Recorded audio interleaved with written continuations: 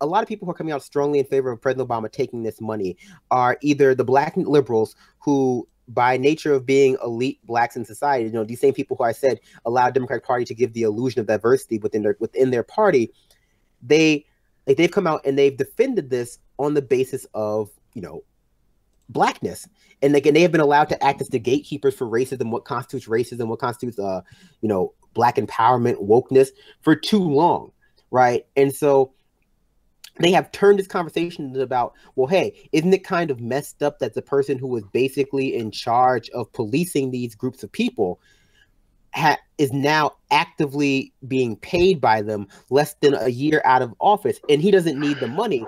They've turned that into a conversation about, like, well, if you don't trust President Obama, if you don't want him to make money, you're basically racist. And this kind of neoliberal identity politics is, like, again, like a lot, like both of you have said prior to me getting disconnected, what, like, is another of the reasons why people were simply not paying attention to President Obama, and still want to give him carte blanche. Yeah, I agree. Mm-hmm. It's interesting.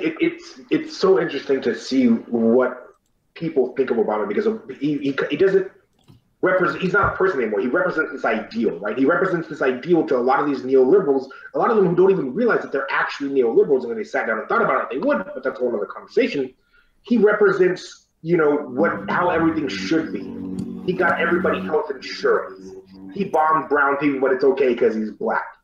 He did all of the things that he essentially continued Bush's policies, but he put a person of color, the face of a person of color, doing it. And that's all they ever wanted. And so now that he's going out and he's doing these things, and no, he doesn't need the money. He's the perfect well off. He's the perfect $200,000 for life. He's exactly what they want. He's literally their wet dream.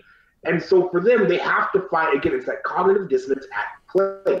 They have to find ways to rationalize this behavior, to understand it, because they hate it in Republicans. Well, yeah, I mean, it sans everything else. It's like, yeah, he gets $200,000 a year just as a pension, $200,000 plus a year just in pension. Yep. Like, so the idea that you can't make it on $200,000 a year, but then that same party's going to tell me that we don't need to give you an increase in minimum wage, or, you know, to cover your basic living expenses. We don't need a living wage. That I think is one of the reasons why the Democratic Party is so unpopular. You can't have both of those. You can't be telling me that Barack Obama's struggling on $200,000 a year plus a $60 million book deal, but this single mom isn't struggling for only $7.50 an hour instead of $15. That doesn't make any damn sense. I won't put up with that shit. Again, I have to say, like, the black people who exist at the minorities and oppressed people who exist at the highest of the Democratic Party are simply there to give the illusion of diversity. That's it. They are there so that they can be used to erase the existence of people of color on the left, to the left of the Democratic Party, right? So the Democratic Party has been allowed to position themselves as the gatekeepers of, not like, liberalism, for one. I mean, liberalism, and I mean, sorry. Rephrase that. The Democratic Party has been allowed to position themselves as liberals, as being the gatekeepers of what is acceptably on the left. And part of that includes being gatekeepers of racism, misogyny, sexism, transphobia, homophobia. They get to decide what constitutes those things, because basically they own all of our identities. At least politically and socially. The Democratic Party, this is one of the things that we have to understand and combat. Because one of the biggest travesties of one of the most fucked up things that occurred during the Democratic primaries was the systematic erasure of people of color, women, and any kind of minorities from the Bernie Sanders supporters. Just specifically in the left generally, that the Democratic Party was able to position everyone who wasn't supporting Clinton, regardless of whether you're supporting Bernie or not, as white males, as the Bernie bros. They systematically erased everyone's identities, because that's just what they're allowed to do. Because that's the spoils of the culture wars, and that's again, not being Republicans, they're allowed to say, well, hey, you know what? Again, also because their demographics are multi-ethnic and multi-racial and multi-gender, they're allowed to say, well, hey, you know what?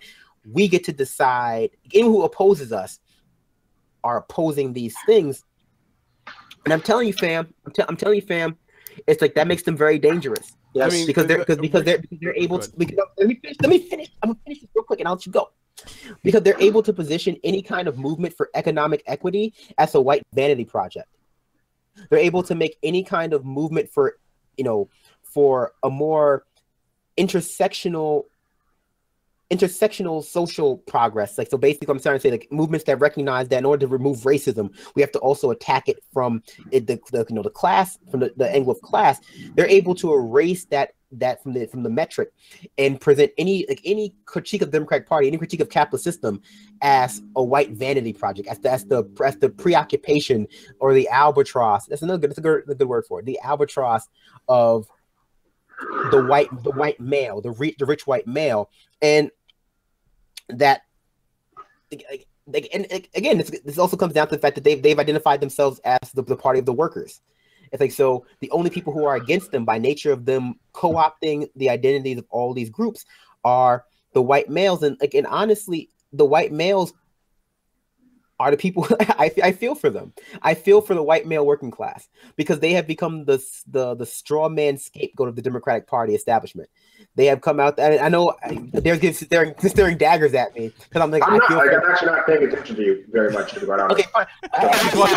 He's watching the draft. But this is important. Working class male who spent my adult life working with union guys in the white working class, they're not Democrats. But the majority of the white working class at least in the industry that I worked in, are Republicans. But this is the purpose. The point. This is the large point of the point. I'm sorry. This is what the point I was making. It was. Yeah. The point I was making was this. Like, right, we have to dispute the idea that the Democratic Party and the elite blacks in there, the elite women in there, the elite LGBTQ people in there are able to speak for the entirety of those identities, because that's one of the biggest hurdles. That's their only weapon. That's one of the Democratic Party's only weapons, because all their other policies are so completely unattractive to the vast majority of people that their only weapon, they've weaponized the oppressed people's identities, and they position their opposition, whether it be Republicans on the right, alt-right people, or even the far left, as everyone who's not Democrat is just a white male. Like they have homogenized the opposition, and this comes down to, again, bringing back up the media, bringing back up the Democratic Party elite, what they want to believe to be true. And this is why I say it might not actually be like on purpose. They might just be delusional. Like they might not be lying. They might just be crazy. Sorry, it's ableist language. That's my. They might not be. I'm sorry. Let me rephrase that. They might not be lying. They might just be crazy.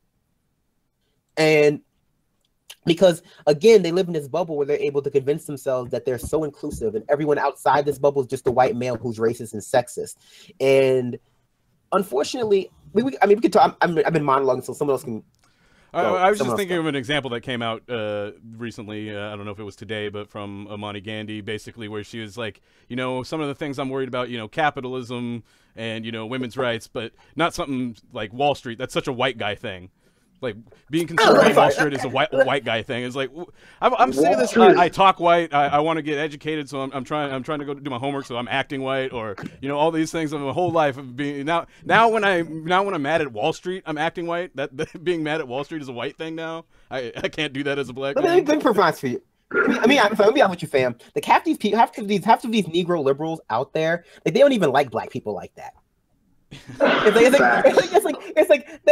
like you're smooth, you're Joanne Reeds, you're Smooth Cobras, you're Jamel Bouies. Like these people, they're not hanging out with black people. Like not, and I hate to be like real black, but they're not hanging out in the hood. They're not speaking to the plurality of blackness. They don't feel black people like that. They don't hang out on black leftist Twitter. They hang out on black liberal Twitter. Because that's their echo chamber. Like they hang out in those liberal spaces because those spaces afford them a lot of power. And that's what we get into. Like just like their goal is simply all inclusive class supremacy. Like that's what their goal is. They have no interest in kind of dissolving the mechanisms that oppress people of color. They just want those mechanisms to be more inclusive. I just wanted to quickly mention, we got 2 minutes before we're done with our first hour, and then we're starting to reach into bonus time just to give you guys an update of where we're at. But continue. I'm sorry, I was going to say, like, they just want the slave owners to be black, too. That's it. I mean, that's literally it. There is no critique on the system, because here's the thing, and this, I want to speak specifically to this idea about being pro-black. be pro-black if you are not pro-all black people, right? And a lot of these folks, they're not pro-all black people. They're not even pro-all people of color. They're not pro-all any individually oppressed group. They're just pro the people that can fit these very specific ideas of what they believe, what they feel blackness should be. By in return for their status as the token black person in these, I guess you can call them higher ranking or inner circles or whatever you want to use, whatever terminology you want to use for them, they have given their blackness up to be used by others, to be weaponized against other black people. And that in and of itself is an act of white supremacy enacted by wealthy black people. That is, in fact, a direct result of capitalism. That is what all of this comes back to. The root of all of these ills is this capitalist society that we live in that prizes money above all other things. Money becomes your identity. Blackness becomes secondary. Money becomes the primary goal of anybody in this society, because that's the only way we've been taught that we can move forward. And if you don't have it, you're suddenly not worthy. You are suddenly a stereotype. You're suddenly not as good. And so the best way that they can think of, at least in their minds, because they're like, if we normalize this and we make it, so that way black people can oppress other black people financially, economically, whatever, economic is the correct term to use there. We can make it so other black people can oppress black people economically, women can oppress other women economically, so on and so forth. Then they're happy. There is really there's no true sense of social justice, and there never has been, especially with this Democratic Party shift. The Democrats love to talk about, we're the party that wants to make social justice happen. No, you're not. You're the party that wants to make, as Brandon has said, oppression more inclusive. You want to make that ability to oppression more inclusive. Yeah. Intersectional imperialism. That sounds like a good book. Look at who they're supporting. I mean, look at the woman who they're supporting in Ukraine as this champion of the Ukraine independence and getting back Crimea.